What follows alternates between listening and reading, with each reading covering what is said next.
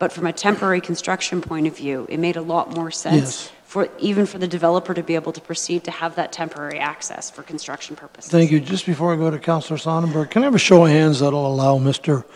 Valley to come up and for the remainder of this questioning and as needed? Can I have a show of hands to support that? Because I think we're going to be a few more minutes. John, if you come, I'm going to go to Councillor Sonnenberg, then I'll give you an opportunity to comment on condition 28. Councillor Sonnenberg first. So what we're suggesting now is to use the Thompson Road access for construction temporarily. Well, that's an option, but John's going to comment on that as well. Well, to me, that's not an option. If it's dangerous for car traffic, it's also dangerous for truck traffic. I don't want trucks and cement trucks and all the other equipment that's involved in a subdivision construction pulling out onto Thompson Road at the bottom of a hill beside a bridge abutment. People come screaming over the hill, and there's a cement truck in the middle of the road. It's poor visibility for construction vehicles as well as regular traffic. So I'm not in favor of using Thompson Road. Thank you. Mr. Valley, anything to add here? Two quick things. Councillor Sonnenberg hit the first one, the nail right on the head.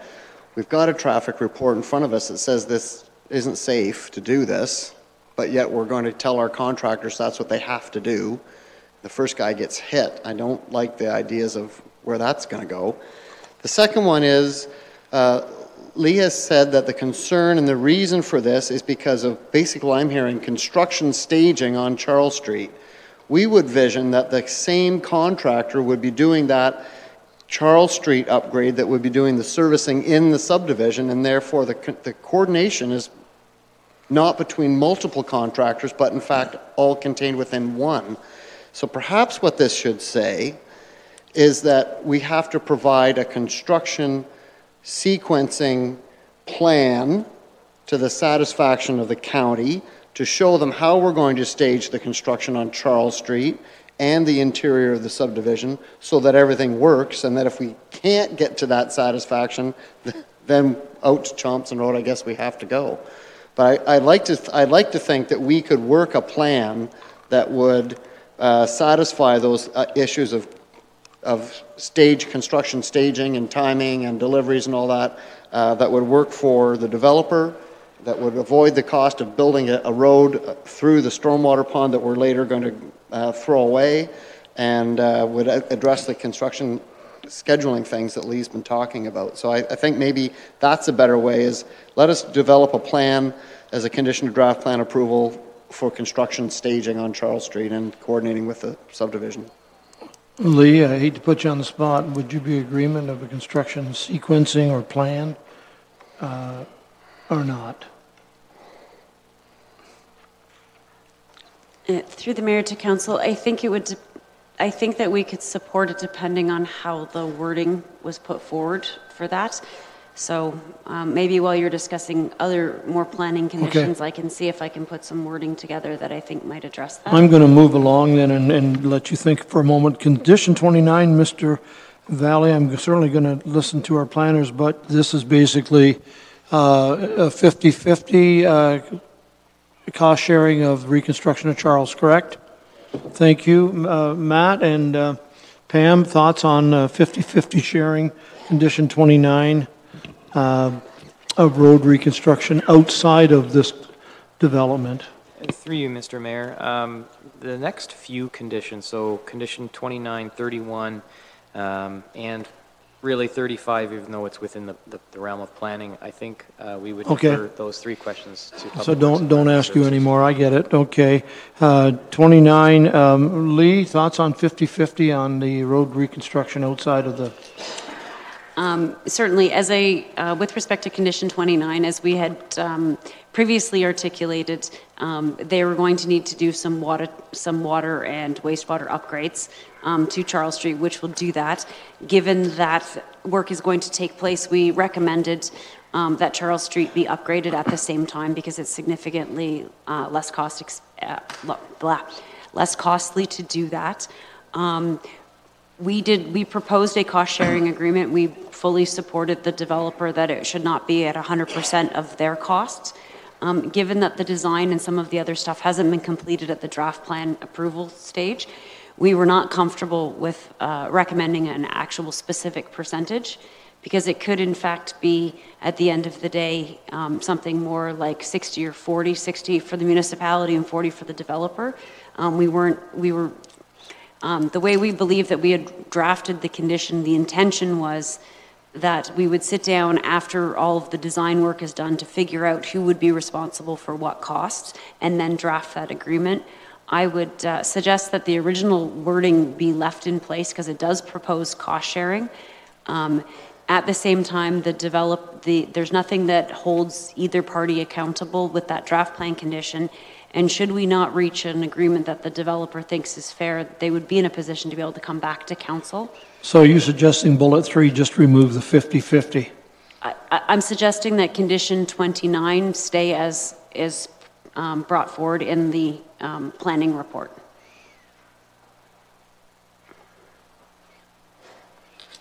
Councillor Oliver.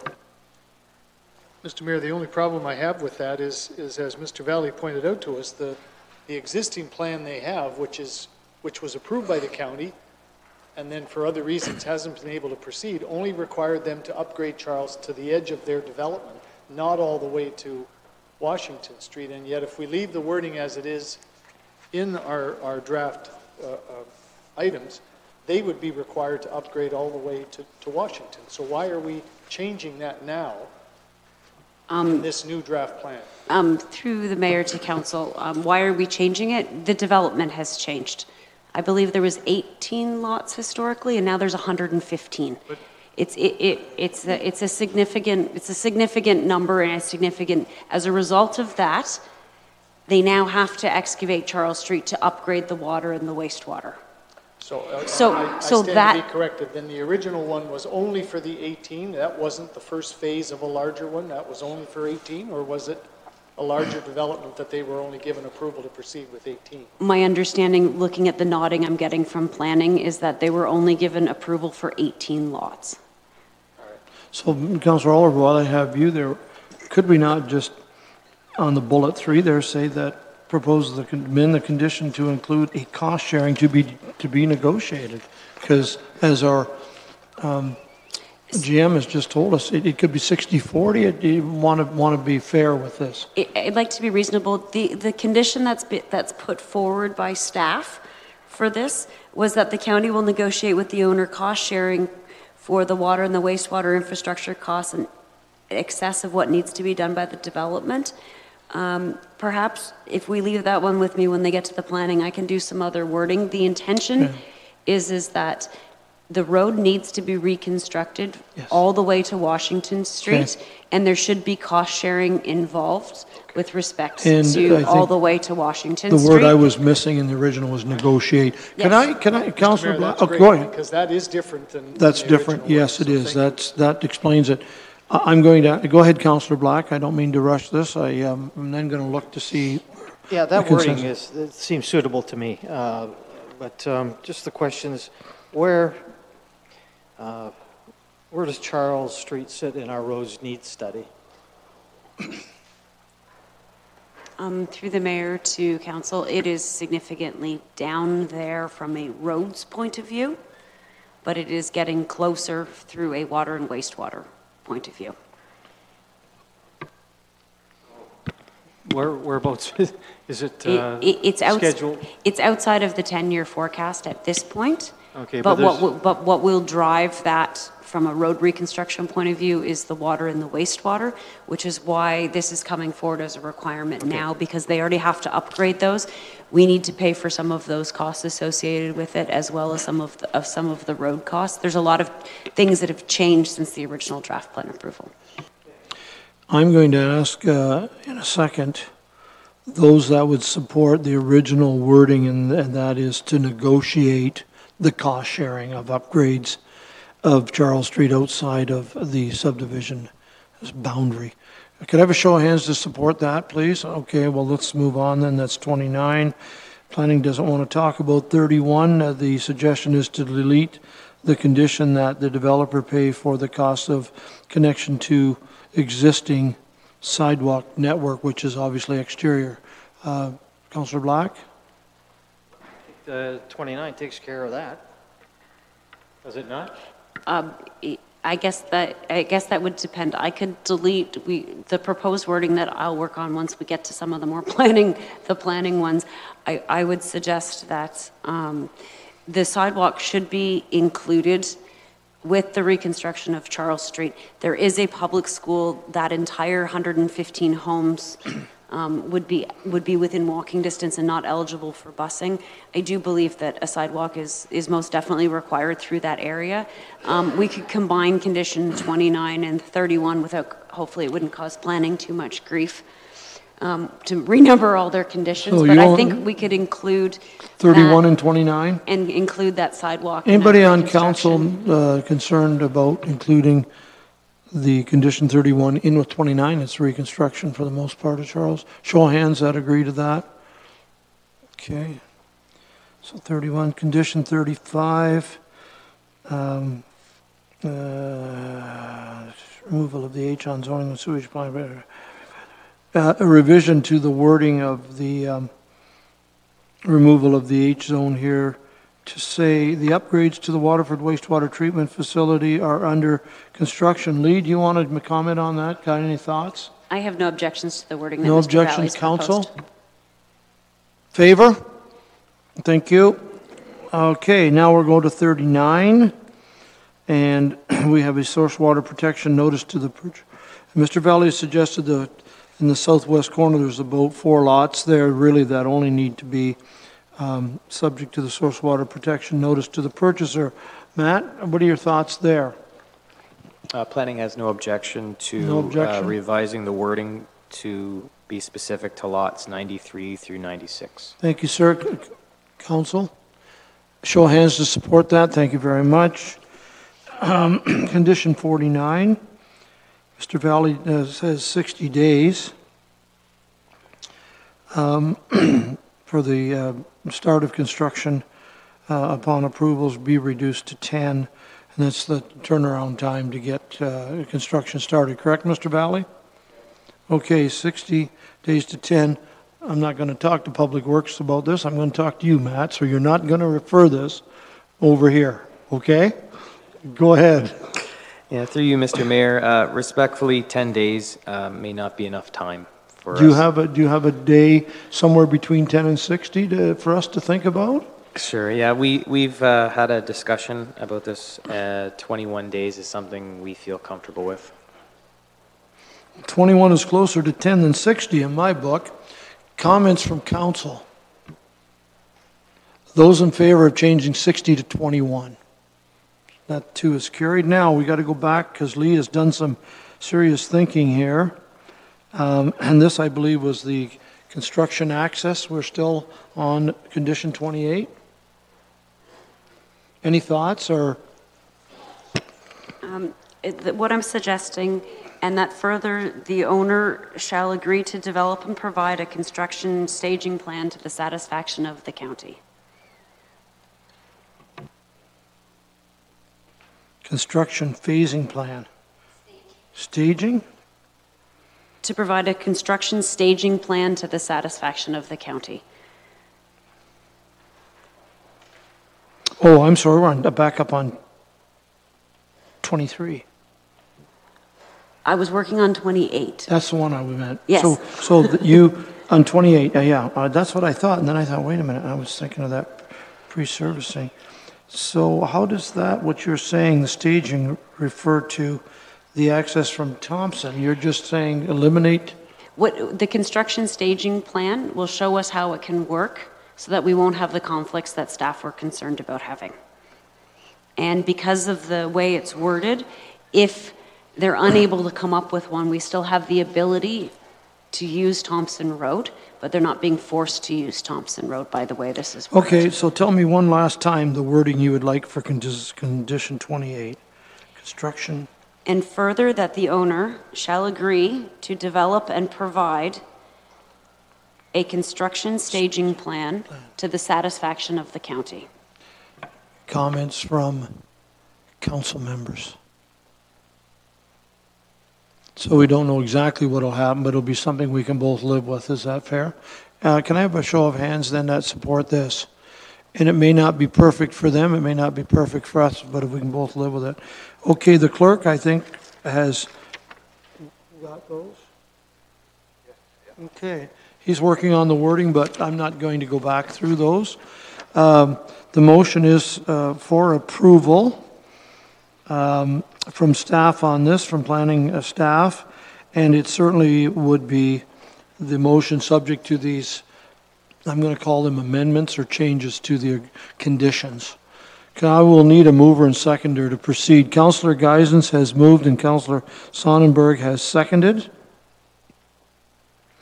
Now, I'm not going to read all of those blocks and plans and lots and parts of, if you don't mind, but basically this is an application by the ROI group from Brantford. And this is the area of McCool Street in the geographic township of Townsend. It's in the urban area of Waterford and Norfolk County. This is to amend our Norfolk County official plan in the Norfolk County zoning bylaw 1Z 2014. The file numbers are there. It's recommended for approval for reasons set out in the report, DCS 1743, and that the subject lands, and they're described there in about a paragraph, be placed under a holding H until such time as wastewater services are available to the satisfaction of public works and environmental services, and that the applicant enters into a development agreement as per section 51 of the Planning Act.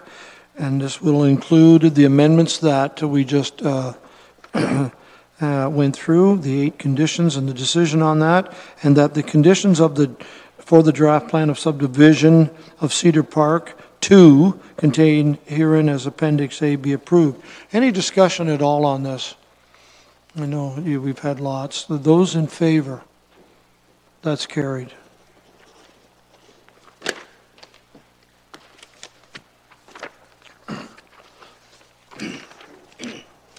Thank you, Mr. Valley.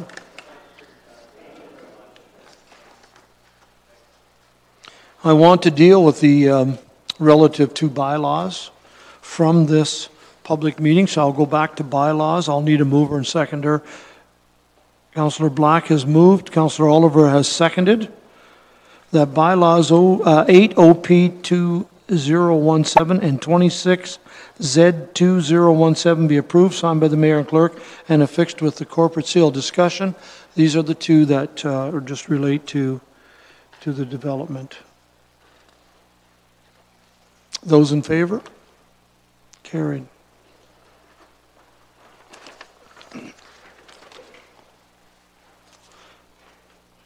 Other business. Lee, I know we've had you chatting a lot and some good answers. Do you have anything for other business? I think I've spoken enough to the planning report that I have nothing else to add this evening. Mr. Cridlin. Nothing this evening. Mr. Clerk. I would just remind council members to hold on to your packages from last week, because we're having that continuation meeting at 1 p.m. on Monday. And I know Councillor Columbus, you're unable to attend that meeting as well. And also, I had that for other business. You know, this Monday is a special meeting at 1 p.m. on the official plan to try to clear that up. Councillor Columbus cannot attend. Councillor Sonnenberg cannot attend. I want to make sure that we've got a quorum. The rest okay? Okay, Monday at 1 o'clock. Thank you for that. I appreciate that. Mr. County Manager, anything for us?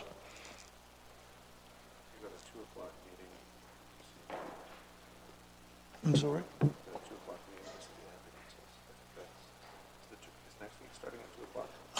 No, the ambulance, I think, is on Tuesday. Yeah, this was a Monday 1 o'clock meeting. Oh, okay. Well, you could announce that, but we meet again at 3 o'clock next Tuesday for our council committee, but we have a 2 o'clock showing of ambulances. Yes, we're meeting. Where are we meeting? Right here? We have a 2 o'clock start. We start at 2 o'clock here next Tuesday. Thank you. Anything else? No? Okay, Chris Baird. In your information package, we included the first quarter building statistics. The media had picked it up, shared that information. It's a really good positive outcome. We're a little bit late getting that first quarter out. Here we are approaching mid-year. So early July, before your summer recess, we will have the mid-year statistics. lots of really strong numbers to share with you when we get there. So if there's any questions, you can give me or Mr. Enslin a call. Glad to answer any questions. Thank you. Appreciate that very much. Thank you. Okay, Councillor Sonnenberg. Thank you. Councillor Wells. Mr. Mayor, I have some two quick items, one not so quick. But I would like to thank publicly Lee and her staff for the leadership on behalf of the county for the work that they have done on the pier. Even though I know that that's the federal government's responsibility, certainly our staff has been very instrumental in helping down there. And certainly, if you go down there, it's a beautiful, beautiful job that they have done, and I'm very proud of it. And I think generally the community is very pleased as well, Mr. Mayor. However, I have had some requests, and I'll mention this now. People, because of their going down to the pier, they are somewhat concerned that if a young person should ever fall into the water, there are no life-serving apparatuses, those things. Thank you very much, life preservers. And I wondered, Mr. Mayor, and I know it's not our responsibility, but I wonder if Ms. Robinson, seeing how she has such a wonderful connection with these people, if she might use her influence and suggest to them that we should have a couple of these life preservers down there on the pier, just on the chance. Hopefully nothing ever happens, but in this day and age, it would be a good thing. So if you would ask Ms. Robinson if she would do that, I would greatly appreciate it. She's already indicated she'll look into that. Thank you. Well, thank you very much. And now, the other item that I wish to mention is, again, a very positive thing. The crew that are doing the road construction, this phase of the road construction, are doing a wonderful job. They are working diligently, and I have not had very many complaints, other than the fact, of course, that unfortunately, Mr. Mayor, whenever you have construction, it does interfere with one's life, the way that they do things, and people can't find places to park, and they can't necessarily get access to their driveway the way that they had in the past. But hopefully when this construction is done, they will find their inconvenience much better. And with that in mind, of course, Mr. Mayor, we know that we have a big celebration coming on July the 1st, and this will be the 150th time that Port Dover has hosted the July 1st parade. And as a result of construction, we've had to reroute some of the parade, of course. And I drove yesterday on the parade route, the new proposed parade route, and I think it will work very well. Unfortunately, we're going down a very small street called Drayton Street, and that street, unfortunately, has some potholes that are rather large. And in spite of what Mr. Black, Councillor Black says, that every street in Port Dover is wonderful, Drayton is the exception. So I'm going to ask Ms. Robinson if she would have our staff get down there and make sure that that's ready for guests when we get down there in our parade route. Through the mayor to council, we've already confirmed with staff that that work is scheduled and it will be done in advance of the parade. I think. You know, Ms. Robinson, you're not getting a raise, you're doing a fine job.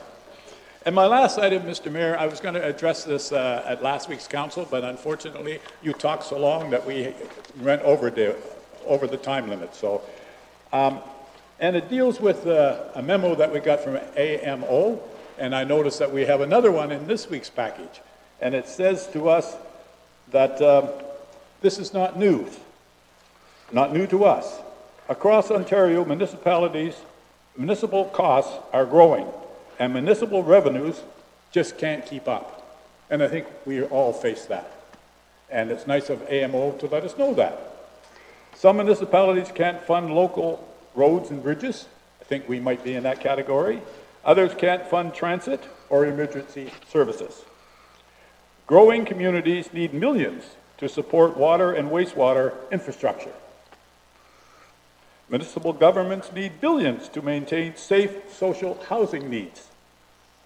Ontario's municipal governments do not have the revenue it needs to fund current policies, and the problem will only get worse without some significant change. Over the next decade, listen to this, municipalities will struggle with an annual budget gap of $4.9 billion. That's not million, that's $4.9 billion. So AMO has come up with a possible solution. And I can tell you now, none of my ratepayers will be happy with their solution. However, something has to be done, because the system we have now is not necessarily working well. So the solution from AMO is that maybe we should ask for a 1% HST increase dedicated to supporting municipal infrastructure. And we need it, as you have just heard, Mr. Mayor.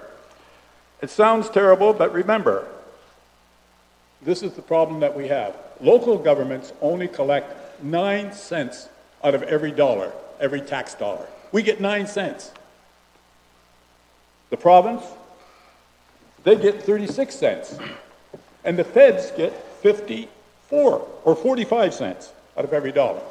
So we are expected to have all the services that we need with 9 cents, and we just can't keep up, Mr. Mayor. So, the 1% HST increase would generate, listen to this, this is the remarkable thing, a 1% HST increase would generate $2.5 billion for municipal infrastructure.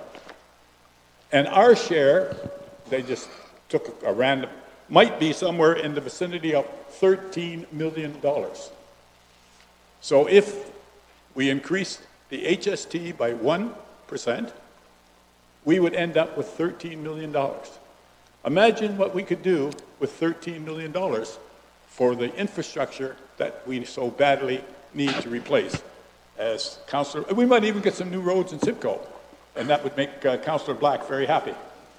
So I just wanted to say that that's, and all they're asking is, they have a survey if somebody gets time and they want to fill it out, but that's, once people start talking about this, you know what's going to happen. So to the people who are listening, whether you like it or not, soon we will be adding 1 more cent to the HST, and hopefully that will come to the municipalities. Thank you, Mr. Mayor. No, thank you for that information. Interesting. Did you say we get 9% of the tax dollar right now? We get 9 cents out of every dollar. 9%, but we do get 90% of the complaints. Oh, yes. Not in Dover. I've never had a complaint in Dover. I'm going to go to this side of the table. It's probably not going to be as long-winded, Councillor Columbus. Thank you, Mr. Mayor. And just wanted to say that it was a busy weekend. Attended the fire school, which is hosted by the Teeterville Station 4. And I know the mayor was there and Deputy Mayor, Councillor Oliver. Very well attended. They offer 4 courses for the firefighters for training. And, you know, we've got top-notch equipment, but the training has to go with it to make everything work. Also, I attended the dedication of the Flemish immigrant statue to the Delhi Tobacco Museum, which was for 12 years, I believe it was at the Belgium Hall, and it's in its permanent home now at the Delhi Tobacco Museum. It's very interesting. There was a busload of Belgian people who came and were part of that group. And then the 150 garden party, which was hosted in Lindog at Cranberry Creek Gardens. And, Councillor Black was there, Mayor Luke was there, and I don't know any other councillors ended up there. But it was a real nice gathering, get-together. Our John Charlton, the gentleman looking, Larry Dawson, he was there to answer questions, being that he's the representative of that group. And then I just want to mention that I put on your desks the Guinness World Record attempt at 1 p.m. Saturday, July 8th at the Bacchus Heritage Conservation Area. And this is for the longest picnic table to break the Guinness World Record. And there's a group of people looking after this, working pretty hard to make it all happen and go off well. And Lucas Wilson, the illusionist from Norfolk County, will be also attending. And that is July the 8th, and the world record attempt will be at 1 p.m. Thank you. Thank you very much, Councillor Geisens. Thank you, Councillor Height. Yes, thank you, Mr. Mayor. I have a few things, but if I could ask Councillor Wells for some clarification. Did he say it was $4.9 billion that the infrastructure was short? Yeah. Huh. Isn't the province $330 billion in debt? And it was just $300 billion 2 years ago? What's $5 billion? Other than 1% tax increase on HST, so that we get 13 million? All right, that'll make you go, But my other business is...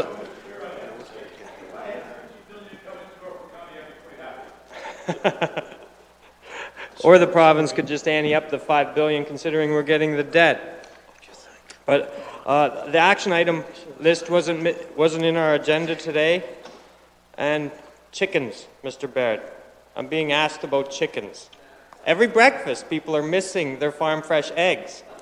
And they're calling Noel as he's eating his farm fresh eggs, and I need to give these people an update. So if you would, sir, please. Sure. I talked to Mr. Enzel, and he's drafting that. We expect to have that report before your break. We're just getting some final comments from Dr. Locke on that, so council has all the information that you need to make a decision whether or not to endorse that proposal. So before the break, for sure. Okay, excellent. I will let them know again. I think it was last week we had a discussion about the council grant, the mayor and council grant. It was, I remember we left off, it was $23,000 was left in the balance, and then I heard that there was $11,000. I'm wondering where that $12,000 went. If I could jump in, since council had approved those municipal grants, that report, the residual was approximately $23,000. There have been other areas where council has granted funds within that grants to others account, and Mr. Johnson would be able to provide that detailed breakdown of where those other funds go or went, but I think he provided that figure where it stands right now, and I think it was 12,000, something to that effect. Through the chair, it was 11,800 last week that we provided as the amount that the balance is on there. And I can, if you'd like a list of what we've spent so far, the 63,000, I can provide that for you. That would be great, because this councillor, I don't remember agreeing to spending the 12,000. So I would like to know where that went, to the grants to others. I don't remember it ever coming back here. All right, so then I remember a while back we had a report on Ontario Works medical transportation costs. And I remember Mr. Wells asking what that program cost in its entirety. I followed up with staff a few weeks ago for an email. I understood there was a memo coming. Through the mayor to Councillor Height, I will look into when that will be coming, and I will send out an email to council.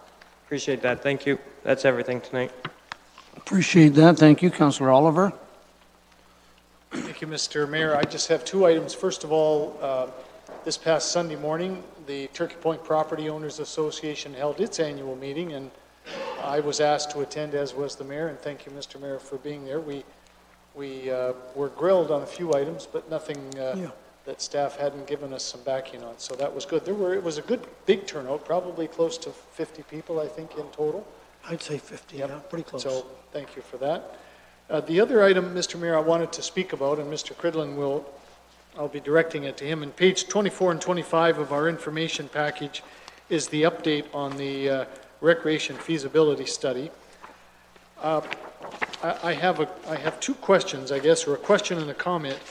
I don't personally recall that when we approved undertaking this project or this study, that we were going to be looking at repair and upgrading existing facilities in the context of considering the merits of the community hub concept. I know we were looking at alternatives, I know we were looking at potential funding sources, potential partners, looking out to the community, but I honestly don't recall that repairing and upgrading the existing facilities was one of the items to be considered, because that's clearly in our existing recreation master plan that we just spent some time. I don't know whether he wants to comment on that now or after I finish. I've got two other points that I'd like to raise in this context. At the top of page 25, it talks about consensus evaluation committee. I don't recall, Mr. Mayor, who is on that committee, if that's an informal internal committee, or who that was going to be, you know, providing input before something comes to council. My last and final question, I'm really disappointed, I would have to say, if this whole process is going to be taking as long as it now appears as though it's going to be taking. We had hoped for something by the fall, before capital budget, and now unfortunately it looks like we're looking at winter of 2018, which runs from the 21st of December to the 21st of March. So that's in itself a 3-month span that could either be quick or longer. So those are my 2 or 3 questions, Mr. Mayor, if Mr. Cridlin could explain and bring us a bit of an update on that. Certainly, through the Mayor to Councillor Oliver. I'll start with the last one. Perhaps the wording winter 18 wasn't great. We're probably spring 2018 is more appropriate. We're thinking January, February at the latest. Oh, okay, so yes, I do, yeah. And that evolved, or that came around just with consulting with the consultants and our timelines in the summer break of getting hold of the public, that sort of thing. So we wanted to get to council and let them know that we may surprise you and be here in October with a finalized report, but the industry says our timelines are way too tight, so we wanted to let you know that. We're hoping to have something to you before, or we're hoping to have our consultants report finalized before year end, and then a report to you in January, February. So that explains that. As far as the first question, I'll jump ahead to repair and upgrade existing facilities. That was in the recommendation of the original report and right out of the master plan. We have a lot of that work done for the consultant, but we did want to throw that in, or it was the committee's idea to throw that in to let council know what that cost and sum those numbers up compared to the other alternatives. And I'm going to question your second one. I just brought the memo up here, and if you could just repeat what that question was. It was something to do with the committee? Sorry, Bill, I didn't mean to throw all 3 of them at you at the same time, but what is the Consensus Evaluation Committee? Is that just an internal group of staff, or are we consulting with that? Are we including folks, for example, from that community team that has been obviously promoting this project along with us? But yeah. What is the Consensus Evaluation Committee, and is there any external input being obtained as part of that committee? Through the Mayor to Council, however, that is the internal group. That would be myself, Marlene Watson, and Shelley Darlington, I believe, are on that. And what we do is we evaluate the RFPs from the consultants and choose the consultant from there. It's all in-house. Thank you for that, Bill. And Mr. Mayor, I guess I appreciate those answers. Again, I think the longer this takes, the more difficult it's going to be to maintain community support and enthusiasm for it. So all we can do, I think, again, is really ask staff to light the fire and get this thing started. I guess we haven't even selected a consultant at this point yet to do it. It appears as though that isn't going to happen until sometime in July. So that's my request. Yep, noted. Councillor Brunton. Thank you, Mayor Luke. I have a couple of things to comment on. The development application was here tonight very quickly, and that was 1.3 to 5 million, I think, in capital charges, 37 million for McCool, and now we're 50-50 maybe on the construction of Charles.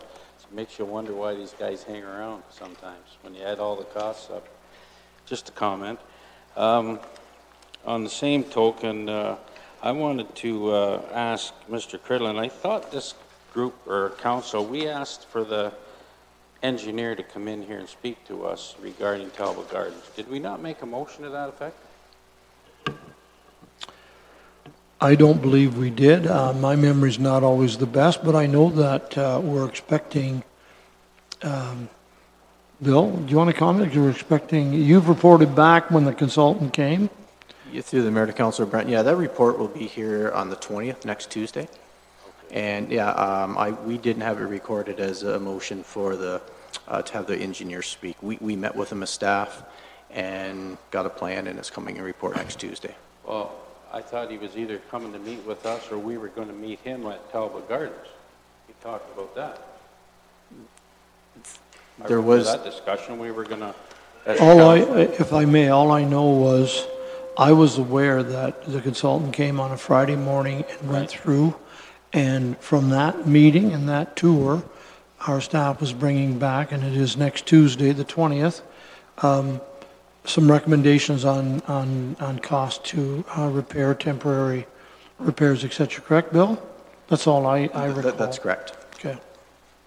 Okay, well, I do recall we said we would meet at the arena with the engineer, but I'll leave it at that till I see the reports. My last question here is the report in our information package from Mr. Cribbs, and it's Program and Service Review Status Report. I have some questions in regards to that, and that's in the back of our information package. I'm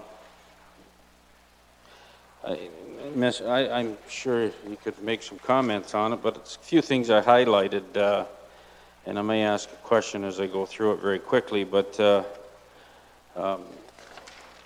in here you talk about the investment report, and I did talk to James briefly. He said he met with the CIBC people.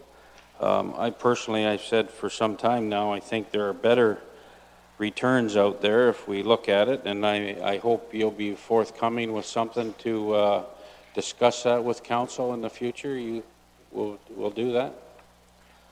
Through the chair, yes, I did meet with CIBC last week, and they have some very impressive portfolios to offer Norfolk County. However, we do not have anything really to offer them right now. It's all tied up either in the legacy fund or because of our reserve depletion, we really don't have anything to invest long term. However, having said that, because we are in the infant stages, I guess, of the one fund, we just put that money in there not too long ago. It's not very wise to take it out and put it somewhere else at this point. However, I do have information from the CIBC, and I do have them in the back of my mind to use in the future when deciding different investment options at a later date. When to bring that back to council, I can't tell you right now. I would highly doubt it would be this year, but definitely in the future, I'll be considering that. Well, our legacy fund report is due up at the end of August, I believe, or at the 1st of August. So at that time, is there some potential to move some of those funds into other investments? They're not in long-term investments. Are all of it? Is it the one fund? Through Mr. Mayor, it is split 4 different ways. There's some more liquid areas than others, and definitely we can look into moving some of that. I'd have to review the policy as well that council approved, because I believe the one fund is mentioned in there. I'm not sure what the restrictions are. Again, I'd have to review that. But yes, we will meet with, I believe, Councillor Black, Oliver, and Mr. Mayor. We will meet in the fall, August, September, and we'll definitely discuss it. Okay, my next one was, will we be getting a report on reserve and reserve funds? I think I just received this with our package. We received all the final budgets for health, capital, etc. So now, can we get an update on our reserve funds from that up to that end of 2016? Through Mr. Mayor, we do have reserve balances. Once our year end is done, which will be done very, very shortly, the reserve balances for December 2016 will be available. The reserve report that we're working on will be coming to council in 3 weeks, maybe 4 weeks, and definitely we'll be addressing those issues. Thank you. Mr. Cribbs, I see in here, and it says on page 37 of our information bag, review potential for new levies and off-site charges for new development ongoing reviewed. There is a report going to be forthcoming on that? Or you're in the process of reviewing that? Yes, in a variety of forms. As promised to council, you will be receiving first and foremost a report on Norfolk's general approach or potential changes to development services. So that piece is coming within the context of that, and whatever changes council considers at that time, which is coming to you before the break, either in 2 weeks or 3 weeks, as the case may be, at any rate. That will have some language in it about that need for the review of fees and services going forward in the future. I can say, on an entirely related note, this council is obligated pursuant to the Municipal Act to annually pass a fees and services bylaw, and there's a bunch of work that goes into that collectively around the organization. So even without a specialized report, we'd have to look at that between now and the end of the calendar year at any rate. So there are probably 3 ways in which that'll get discussed at this council table and at committee this calendar year. Okay, and on page 42 at the bottom, there's a mention here, policy strategic choices. Although not mandated to provide a number of core services, there is usually flexibility to choose the depth of services, so the choices are significant and cost implications. Are you working on something to deal with that? Like looking at our overall services that we provide, are you working on something like that? Or? Well, Councillor, there's a specific committee that's looking at our sort of program review overall. I mean, that's a core function there. I should say, from my own perspective, I'm only just into week 8, so with all due respect, I need some time to continue to examine things before I myself bring any recommendations of my own. In fairness, at least half of this document was, more than half this document was written by my predecessor, and he deserves credit. If there's blame, it'll be mine because I didn't make enough changes to it. But well, your name was on it. That's why I'm asking the question. It is, and so any deficiencies are my own, but this has been a work in progress in some time. We wanted to get the document before you. It was promised to you in the month of May, and it's come to you in June, so there is that. But all of these things are being looked at and worked towards.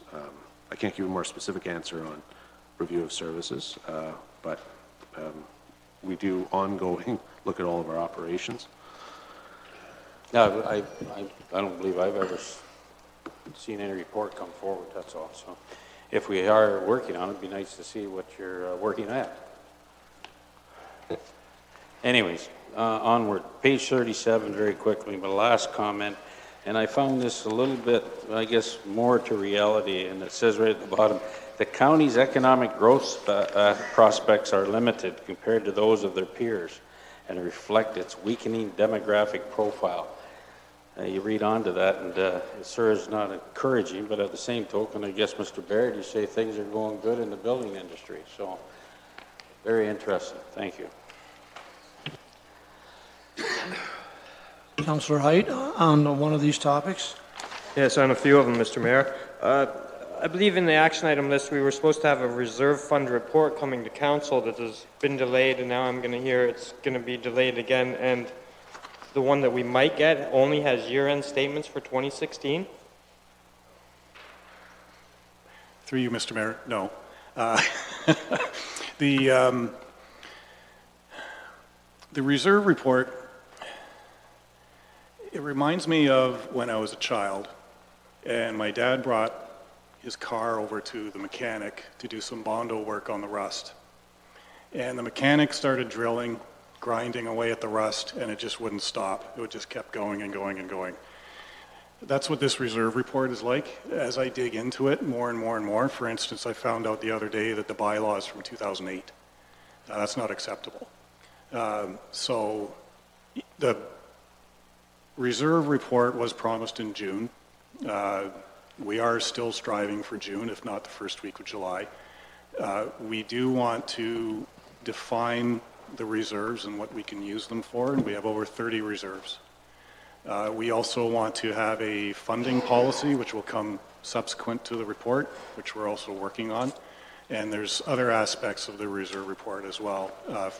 What we have done already to date is a pretty good summary of our funding to the reserves and our expenses out of the reserves and what we would need for debt over the next 10 years and so on and so forth. And if you change some variables, then you'll see what your debt requirement has changed as well.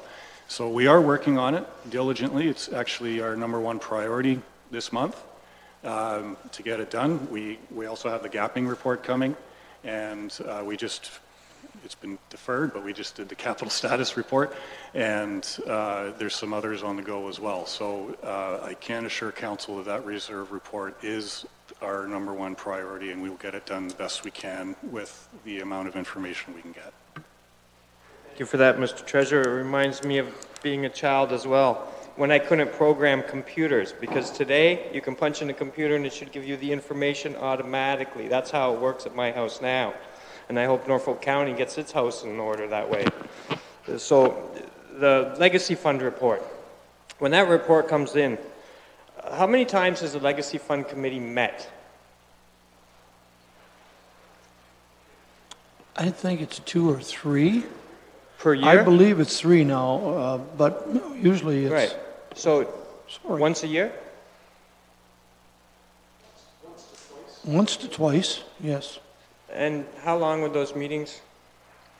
I think the last we had in John Ford's office was about an hour and 10, 15 minutes, so, thereabouts.